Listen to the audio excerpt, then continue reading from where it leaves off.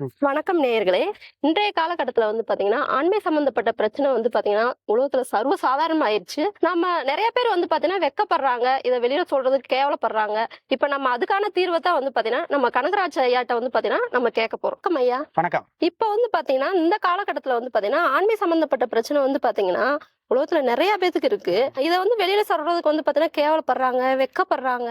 இது வர்றதுக்கான காரணங்கள் என்ன? நிச்சயமா. அதாவது ஆண்மை சம்பந்தப்பட்ட பிரச்சனை அப்படின்னு வர்றதுக்கு நிறைய காரணங்கள் இருக்குது. ஒண்ணு பாத்தீங்கன்னா, தன்னுடைய சக்திக்கு மீறின கடும் உடல் உழைப்பு. ம். அதாவது சரியான உணவு முறைகள் இல்லாம கடினமா உழைக்கிறவங்க நிறைய பேர் இருக்காங்க. அது மாதிரி இருக்கிறவங்களுக்கு இந்த பாதிப்பு வரும். அடுத்தது தேவையில்லாத தீய பழக்க வழக்கங்கள். முக்கியமா பாத்தீங்க அப்படின்னா சுய இன்பம் அப்படின்றது, போதைக்கு அடிமையாகிறது, தேவையில்லாத போதை பழக்கத்துக்கு அடிமையாகிறது, அது இல்லாம மனம் சார்ந்த பிரச்சனைகளை பாதிக்கப்படுறது, இது மாதிரி நிறைய காரணங்களால பாத்தீங்கன்னா ஆண்மை சம்பந்தப்பட்ட பிரச்சனை வருது. அப்படி வரும்போது பாத்தீங்க அப்படின்னா அதுக்கு சரியான தீர்வு எங்க கிடைக்குது அப்படிங்கறது தெரியாம நிறைய பேர் பாத்தீங்க அப்படின்னா நிறைய இடத்துல போய் வைத்தியம் பார்த்து நிறைய பொருளாதாரத்தை இழந்துட்டு கடைசியா இது எங்க போய் நாம தீர்வு காண்றது அப்படின்னு தெரியாம தவிக்கிற ஆண்மகன்கள்லாம் நிறைய பேர் இருக்காங்க. அப்படிப்பட்ட ஆண்களுக்காகவே தயாரிக்கப்பட்டதுதான் இந்த மன்மத உருண்டை அப்படின்றது. ஐயா, இதுதான் மன்மத உருண்டையா?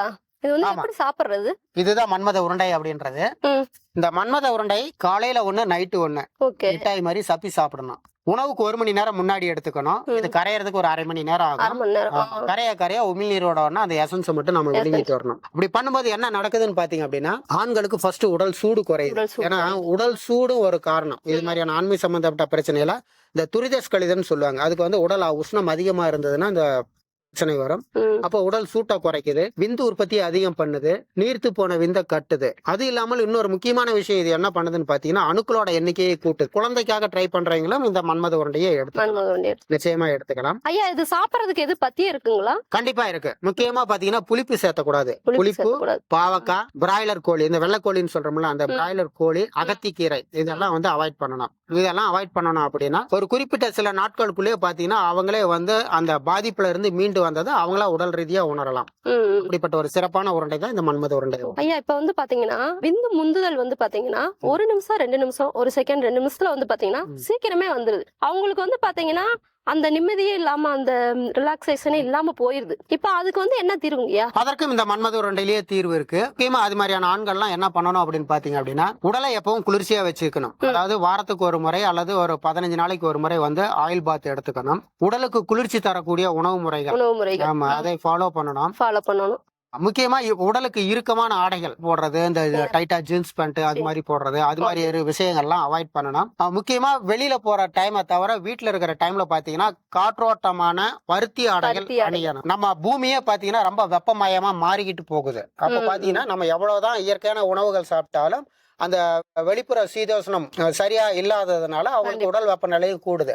அப்ப அவங்க என்ன பண்ணணும்னு பாத்தீங்கன்னா, ஒரு நாளைக்கு ஒரு முறையாவது நம்ம வீட்டுல இருக்கக்கூடிய சாதாரண தண்ணி, பச்சை தண்ணி, ஐஸ் வாட்டர் கிடையாது, சாதாரண பச்சை தண்ணி, அந்த பச்சை தண்ணியில அவங்களோட விதையை குளிர்ச்சி பண்ணணும். ஒரு நாளைக்கு 1 நிமிஷம் அளவுக்கு பாத்தீங்கன்னா அவங்களோட விதை அந்த தண்ணியில இருக்கிற மாதிரி நீர் சிகிச்சைன்னு அதுக்கு பேரு.